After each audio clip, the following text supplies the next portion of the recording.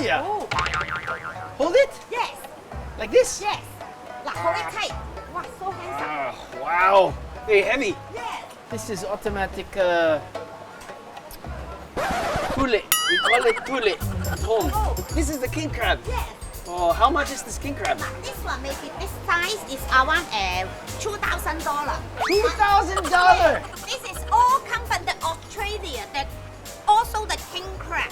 Also king crab, Yeah. but Australian king Yeah. crab.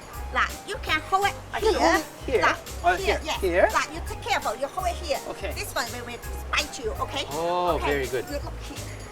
Oh my goodness. Look at that claw. Wow, very heavy also. And this is how much? This one maybe around $5,000. $5,000! Oh, I put it back! I put it back! May isang kali rito kung saan tabi-tabi ang restaurants para sa inyong seafood cravings. Alright, next dish is the slipper lobster. Pero yung itsura niya, parang nakaharap sa akin. Yung mata niya nakaharap sa akin, may ilong.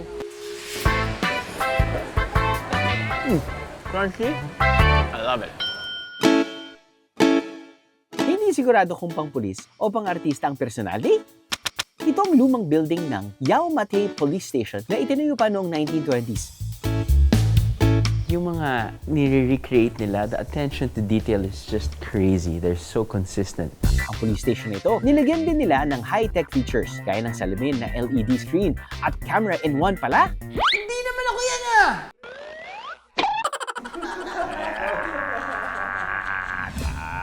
Ako, police ako, police. Ito pinili ko, finally, police. Ready your phone. Mobile phone ready. I'm so ready. Anak ng... Bakit babae? Teka, ang ganda ko palang babae. Kamukha ng kapatid ko, nakakatawa!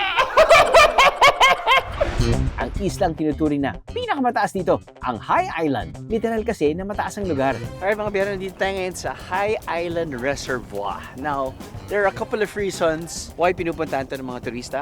At yun, ito, yung isa sa mga rason kung bakit pupunta dito yung mga turista. These are the hexagonal rock columns na naturally made. Dahil nga iconic ang hugis at itsura nito, hindi na lang ito makikita ng personal. Inilalagay din kasi nila ito sa kanilang pera. Makikita ang ganda ng hexagonal rocks sa kanilang $500 bill. Amazing! Sure na mapapawaw sa stunning 360-degree view ng syudad. Ito ang Braemar Hills, ang tinuturing na isa sa pinakamadaling hike sa Hong Kong. Ilang hakbang lang sa tuktok ng mga bato, ganito kagandang Hong Kong ang sasalubong sa'yo.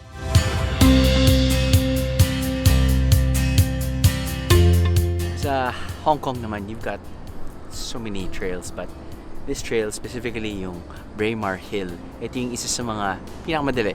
Mga casual hikers or yung mga turista na gusto nila makita yung beautiful view ng Victoria Harbour. This might be one of the checklists para sa inyo mga biyero.